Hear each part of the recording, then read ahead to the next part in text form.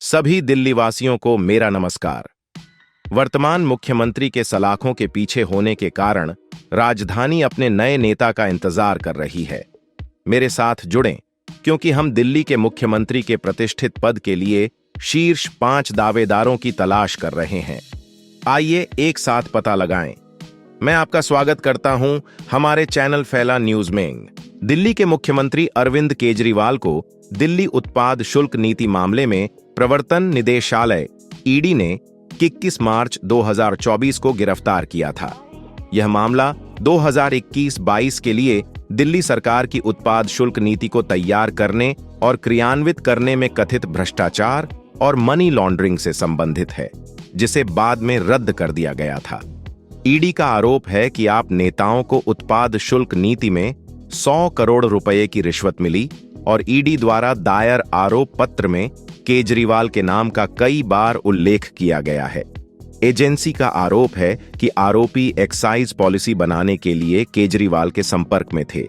केजरीवाल ने पिछले साल 2 नवंबर से संघीय एजेंसी द्वारा जारी किए गए 8 समन को अवैध और राजनीति से प्रेरित बताते हुए नजरअंदाज कर दिया।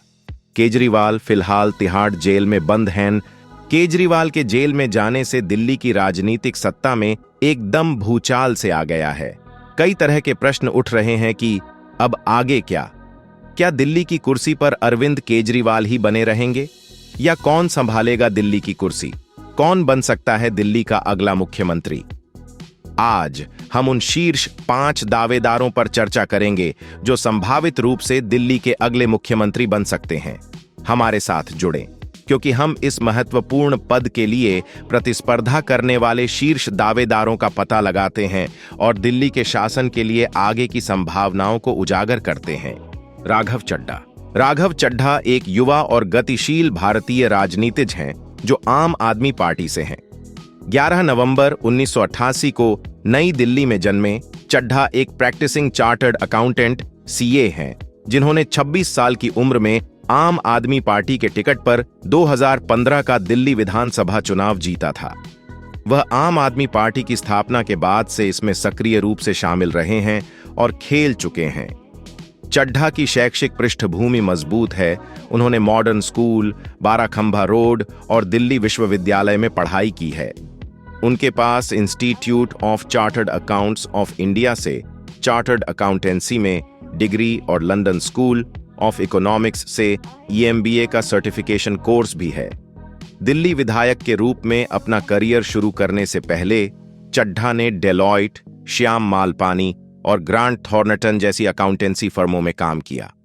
उन्हें 2016 में पार्टी के राष्ट्रीय कोषाध्यक्ष के रूप में नियुक्त किया गया था और 2016 में उन्होंने दिल्ली के उपमुख्यमंत्री मनीष सिसोदिया के सलाहकार के रूप में कार्य किया, जिससे उन्हें 2016-17 के बजट की तैयारी में सहायता मिली।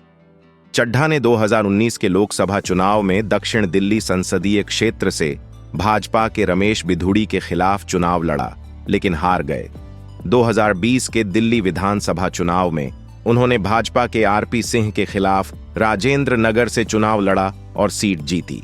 इसके बाद उन्हें दिल्ली जल बोर्ड DJB के उपाध्यक्ष के रूप में नियुक्त किया गया और उन्हें दिल्ली सरकार में जल विभाग सौंपा गया। चड्ढा को पंजाब से आपके राज्यसभा उम्मीदवार के लिए 5 उम्मीदवारों में से एक के रूप में नामित किया गया है। उन्हें सबसे योग्य कुंवारे लोगों में से एक माना जाता है और राजनीतिक हलकों में वे अपनी बुद्धि और हास्य के लिए जाने जाते हैं। दिल्ली का प्रभावी ढंग से नेतृत्व करने की चड्ढा की क्षमता उनकी मजबूत शैक्षिक पृष्ठभूमि, शासन में उनके अनुभव और लोगों से जुड़ने की उनकी क्षमता में निहित है। उन्हें दिल्ली वासियों के लिए महत्वपूर्ण मुद्दों की गहरी समझ है और वे इन समस्याओं का समाधान खोजने में सक्रिय रूप से शामिल रहे हैं। एक टीम में काम करने की उनकी क्षमता और आम आदमी पार्टी के लिए उनकी प्रतिबद्धता उन्हें दिल्ली के मुख्यमंत्री पद के लिए एक मजबूत दावेदार बनाती है। आतिशी आम आदमी पार्टी की प्रमुख नेता और पार्टी की राजनीतिक मामलों की समिति की सदस्य हैं। वह 2013 में आपकी स्थापना के बाद से ही उससे जुड़ी हुई हैं और उन्होंने पार्टी की नीति निर्माण गतिविधियों में महत्वपूर्ण भूमिका निभाई है। आतिशी को सामाजिक कल्याण, विशेषकर शिक्षा के क्षेत्र में उनकी प्रतिबद्धता के लिए जाना जाता है। उन्होंने जुलाई 2015 से अप्रैल 2018 तक दिल्ली के उप मुख्यमंत्री और शिक्षा मंत्री मनीष सिसोदिया के सलाहकार के रूप में कार्य किया और दिल्ली में शिक्षा की गुणवत्ता बढ़ाने के उद्देश्य से विभिन्न पहलों में योगदान दिया। आतिशी की शैक्षणिक पृष्ठभूमि मजबूत है। उन्होंने दिल्ली विश्वविद्यालय के सेंट स्टीफेंस कॉलेज से इतिहास की पढ़ाई की है, जहां वह दिल्ली विश्वविद्यालय में प्रथम स्थान पर रहीं, और शेवनिंग छात्रवृत्ति पर ऑक्सफोर्ड विश्वविद्यालय से मास्टर की पढ़ाई की। बाद में उन्होंने एजुकेशनल रिसर्च में रोड्स स्कॉलर के रूप में ऑक्सफोर्ड से दूसरी मास्टर डिग्री हासिल की। 2015 में आतिशी ने मध्य प्रदेश के खंडवा में एएपी नेता आलोक अग्रवाल द्वारा आयोजित जल सत्याग्रह में सक्रिय रूप से भाग लिया।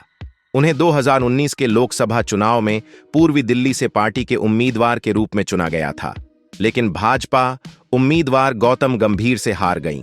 2020 के दिल्ली विधानसभा चुनाव में आतिशी ने पार्टी के टिकट पर कालकाजी निर्वाचन क्षेत्र से जीत हासिल की और भाजपा उम्मीदवार को 11,000 से अधिक वोटों के अंतर से हराया।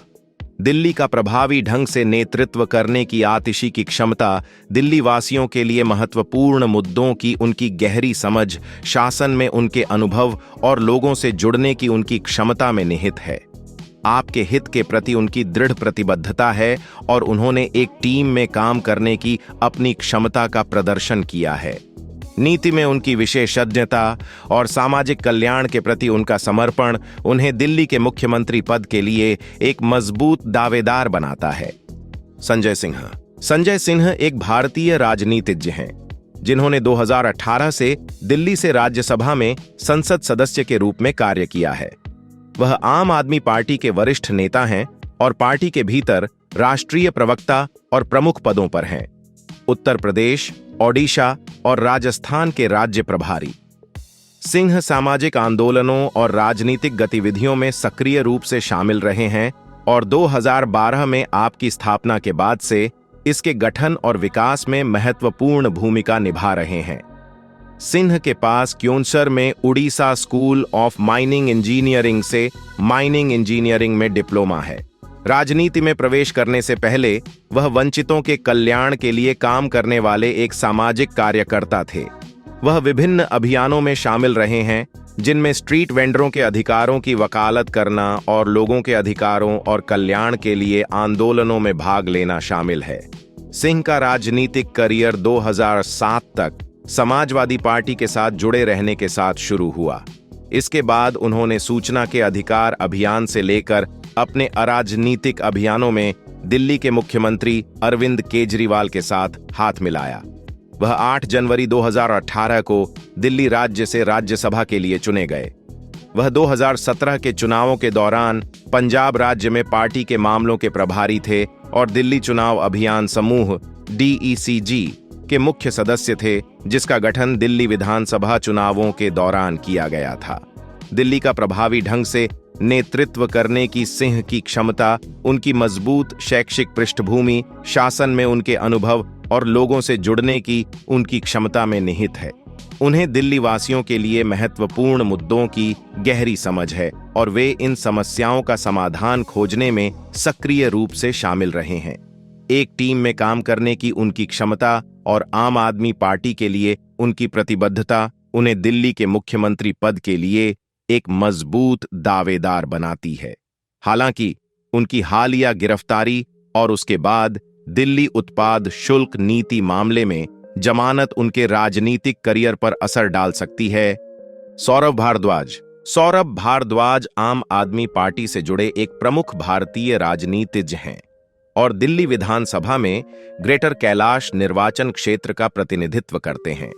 उनका जन्म 12 दिसंबर 1969 को नई दिल्ली में हुआ था और उन्होंने भारतीय विद्यापीठ के कॉलेज ऑफ इंजीनियरिंग से कंप्यूटर साइंस इंजीनियरिंग में डिग्री और उस्मानिया विश्वविद्यालय से कानून में स्नातक की डिग्री हासिल की है।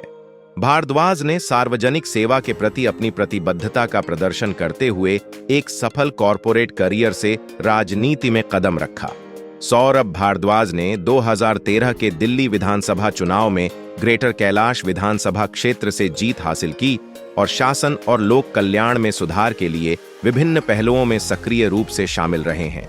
उन्होंने 2013-2014 में 39 दिनों के संक्षिप्त कार्यकाल के दौरान अरविंद केजरीवाल सरकार में कैबिनेट मंत्री के रूप में कार्य किया। भारद्वाज सामाजिक मुद्दों की वकालत करने में महत्वपूर्ण भूमिका निभाते रहे हैं और शासन में पारदर्शिता और जवाबदेही के मुखर समर्थक रहे हैं। सौरभ भारद्वाज आम आदमी पार्टी के प्रमुख सदस्य हैं और उन्होंने पार्टी की वृद्धि और विकास में महत्वपूर्ण भूमिका निभाई है। वह नैतिक शासन के प्रबल समर्थक रहे हैं और लोगों की जरूरतों को पूरा करने के लिए विभिन्न अभियानों और आंदोलनों में सक्रिय रूप से भाग लिया है। आपके भीतर भारद्वाज की नेतृत्व भूमिकाएं पार्टी के भीतर उनके प्रभाव और निर्णय लेने की क्षमता को उजागर करती हैं। प्रौद्योगिकी में सौरभ भारद्वाज की पृष्ठभूमि, उनकी कानूनी विशेषज्ञता और शासन में उनका अनुभव उन्हें दिल्ली का प्रभावी नेतृत्व करने की क्षमता वाले एक सक्षम नेता के रूप में स्थापित करता है। सार्वजनिक सेवा के प्रति उनकी प्रतिबद्धता, सामाजिक मुद्दों की वकालत और शासन में सुधार के प्रति समर्पण उन्हें दिल्ली के मुख्यमंत्री पद के लिए एक मजबूत दावेदार बनाता है। भारद्वाज की जनता से जुड़ने की क्षमता, लोगों के कल्याण के लिए काम करने का उनका ट्रैक रिकॉर्ड और शासन के लिए उनका रणनीतिक दृष्टिकोण यह दर्शाता है कि उनके पास दिल्ली का प्रभावी ढंग से नेतृत्व करने और क्षेत्र में सकारात्मक बदलाव लाने के लिए आवश्यक गुण हैं। सुनीता केजरीवाल दिल्ली के मुख्यमंत्री अरविंद केजरीवाल की पत्नी और पूर्व भारतीय राजस्व सेवा IRS अधिकारी हैं। उन्होंने 22 वर्षों तक आयकर विभाग में सेवा की, जिसके बाद दिल्ली में आयकर अपीलीय न्यायाधिकरण ITAT में आयकर आयुक्त के रूप में उनकी भूमिका समाप्त हुई। उनके पास प्राणीशास्त्र में मास्टर डिग्री है और भोपाल में एक प्रशिक्षण कार्यक्रम के दौरान उनकी मुलाकात अपने पति से हुई, जहां सार्वजनिक सेवा और शासन के प्रति उनकी साझा प्रतिबद्धता स्पष्ट हुई। Sunita Kejriwal India against corruption आंदोलन और आम आदमी पार्टी के गठन सहित महत्वपूर्ण सामाजिक आंदोलनों में शामिल रही हैं। वह लगातार अपने पति के साथ खड़ी रही हैं, अटूट समर्थन की पेशकश की है और उनके संदेशों को जनता तक पहुंचाया है, खासकर उनकी कानूनी लड़ाई और गिरफ्तारी के दौरान। राजनीतिक विमर्श में एक प्रमुख व्यक्ति के रूप में उनके उभरने से शासन में उनकी संभावित भूमिका के बारे में चर्चा छिड़ गई है। साथ ही उनके नेतृत्व की स्थिति संभालने की अटकलें भी तेज हो गई हैं। सार्वजनिक सेवा में सुनीता केजरीवाल की पृष्ठभूमि, IRS के माध्यम से शासन में उनका अनुभव और अपने पति के प्रति उनका अटूट समर्थन उन्हें एक संभावित नेता के रूप में स्थापित करता है, जो दिल्ली का प्रभावी ढंग से नेतृत्व करने की क्षमता रखता है। हालांकि उनका सक्रिय राजनीतिक करियर नहीं हो सकता है, लेकिन उनकी लचीलापन, संचार कौशल और सार्वजनिक कल्याण के प्रति प्रतिबद्धता से पता चलता है कि वह राजनीतिक आख्यानों को आकार देने और शासन में योगदान देने में महत्वपूर्ण भूमिका निभा सकती हैं। आपको क्या लगता है कि दिल्ली का मुख्यमंत्री बनने की दौड़ में कौन जीतेगा? नीचे टिप्पणियों में अपने सुझाव साझा करें।